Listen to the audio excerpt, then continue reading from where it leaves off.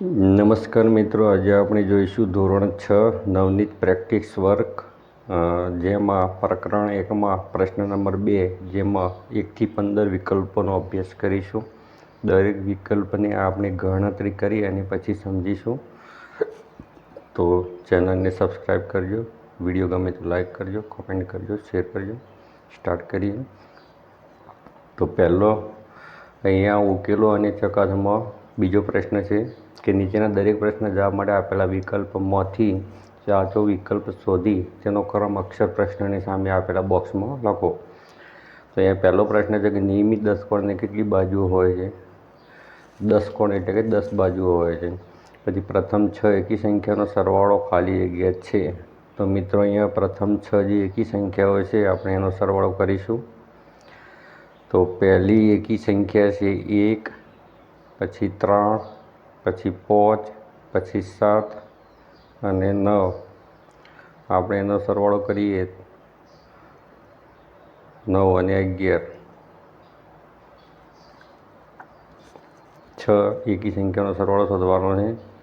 તો 11 અને 9 થશે 20, 27, 28, 29, 35 ને 36.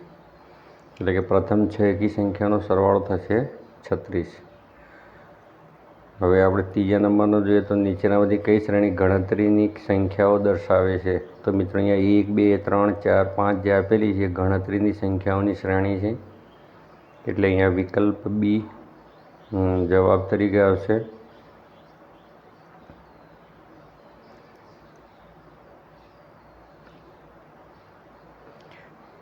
પ્રશ્ન ચોથો છે કે ત્રીજી અને પાંચમી બેકી સંખ્યાનો તફાવત ખાલી જગ્યા છે.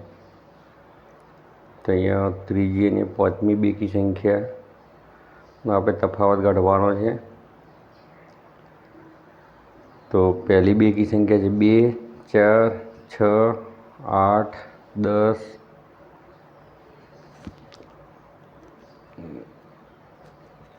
તો અહીંયા ત્રીજી અને પાંચમી બેકી સંખ્યાઓ છે 6 અને 10. તો 10માંથી 6 માઇનસ કરીશું એટલે મળશે 4. એ તફાવત કહેવાશે. તો અહીંયા જવાબ આવશે 4. અહીંયા જવાબ આવશે 4 એટલે કે બી જવાબ મળે છે.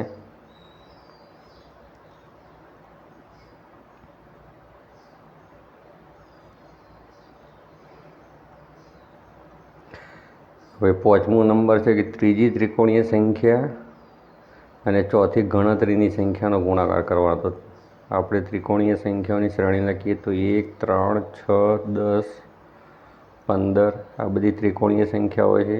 અને 1, 2, 3, 4 બધી ગણતરીની સંખ્યાઓ છે.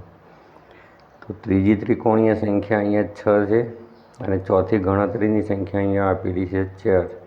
આ બંનેનો ગુણાકાર કરવાનો છે.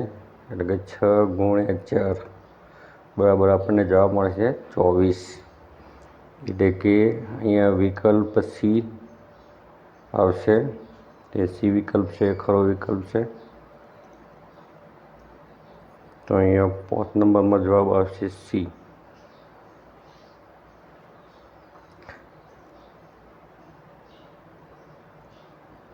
હવે છઠ્ઠા નંબર જોઈએ તો 1, 7, 19, 37 એ ખાલી જગ્યા શ્રેણી કહેવાય. તો મિત્રો અહીંયા આગળની સંખ્યા 7માંથી 1 માઇનસ કરીશું એટલે આપણને 6 મળે છે. એ રીતે અહીંયા ષટકોણીય સંખ્યાઓ છે અને ષટકોણીય સંખ્યાઓ અહીંયા આપણે ગળા સ્વાધ્યાય પોથીમાં સમજાવેલું જ છે ષટકોણીય સંખ્યાઓ વિશે.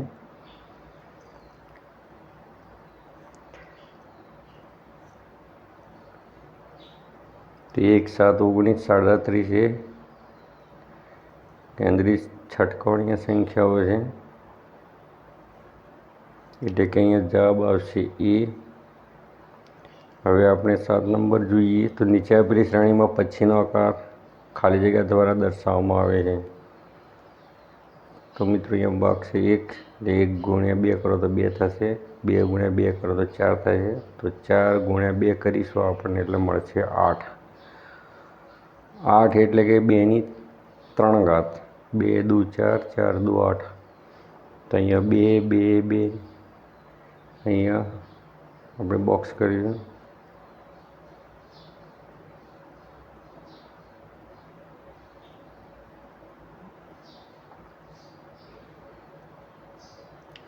તો અહીંયા જવાબમાં આવશે 2/3. 8 એટલે 2 ગુણ્યા 2 ગુણ્યા 2 બરાબર 2/3. તો 7 નંબરમાં જવાબ આવશે 2/3, એટલે કે વિકલ્પ ડી જે છે એ સાચો જવાબ છે. હવે 8 નંબર જોઈએ તો નીચેનામાંથી કઈ પેટર્નમાં પછી આવતી સંખ્યા સાથે સંબંધિત છે?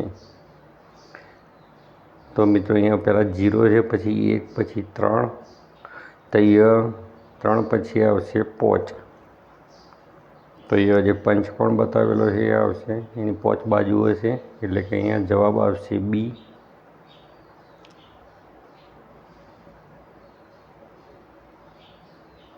હવે આપણે 9 નંબર જોઈએ તો ખાલી જગ્યાએ ત્રિકોણીય સંખ્યા અને ચોરસ સંખ્યા બંને છે. તો મિત્રો અહીંયા 36. તો 36 એ સંખ્યા કેવી છે? જેની મદદથી ત્રિકોણ પણ રચી શકાય છે અને ચોરસ પણ રચી શકાય છે. એટલે કે 36 એ ત્રિકોણીય અને ચોરસ એટલે પૂર્ણ વર્ગ બંને છે. એટલે કે અહીંયા જવાબ આવશે 36. 6 લાઈનો એટલે 6 છે 36, એટલે ચોરસ પણ રચાય છે. અને 1, 2, 3, 4, 5 એમ મંડળ તમે કરશો એટલે 36 મળે છે. તો 36 એ ત્રિકોણીય સંખ્યા અને ચોરસ સંખ્યા બંને છે.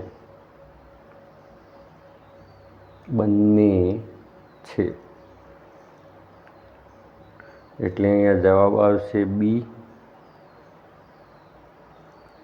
હવે 10 નંબર જોઈએ તો નીચેનામાંથી કઈ શ્રેણી વિહંગ સંખ્યા શ્રેણી છે? તો મિત્રો અહીંયા 0, 1, 1, 2, 3, 5 અને 8 આ જે શ્રેણી છે વિહંગ સંખ્યાની શ્રેણી છે. તો 0 અને 1નો સરવાળો કરીશું એટલે 1 મળશે. 1 + 1 એટલે 2. તો 1 + 2, 1 + 2 એટલે 3. પછી 2 + 3, 2 + 3 એટલે 5, 3 + 5 એટલે 8 અને 5 + 8 એટલે 13. તો એ સરવાળો કરવાથી એના પછીની સંખ્યા મળે છે, એટલે કે વિહંગ સંખ્યા શ્રેણી છે. તો અહીંયા જવાબ આવશે બી. એ નીચેનામાંથી કયો આકાર સપ્તકોણ દર્શાવે છે? તો અહીંયા જવાબ આવશે ડી, કેમ કે તેની 7 બાજુઓ છે.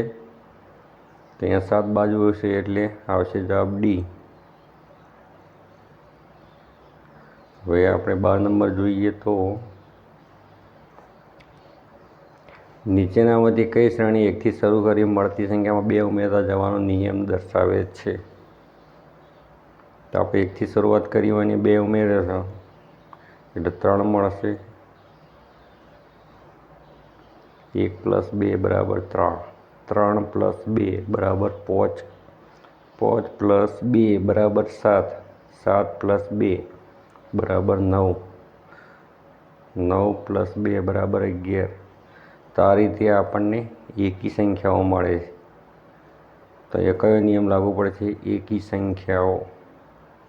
તો અહીંયા જવાબ આવશે એ, એટલે કે 12 નંબરમાં જવાબ રહેશે એ.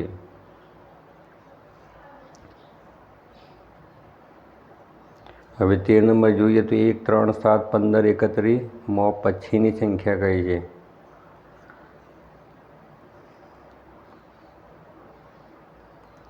તો મિત્રો આ પણ એક શ્રેણી જ છે. તો 1 × 2 કરી એમાં 1 ઉમેરીશું એટલે આપણને મળશે 3. 3 × 2 એટલે 3 દૂ 6 + 1 ઉમેરીશું એટલે 7 મળશે. 7 × 2 એટલે 7 દૂ થશે 14 + 1 મળશે 15. 15 × 2 કરીશું એટલે થશે 30. 30માં 1 ઉમેરીશું એટલે આપણને મળશે 31. 31 × 2 31 દૂ 62 + 1 એટલે 63. એટલે કે હવે પછીની કઈ સંખ્યા છે? 63. તો મિત્રો આ રીતે આ શ્રેણી બનાવેલી છે. તો 13 નંબરમાં જવાબ આવશે સી.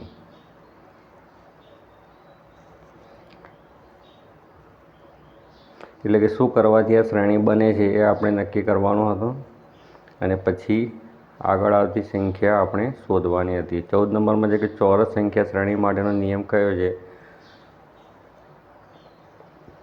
તો એ n સ્ક્વેર એટલે ત્યાં જવાબ આવશે બી. અને છેલ્લે સંપૂર્ણ આલેખ K5માં કેટલા રેખાખંડો આવેલા છે?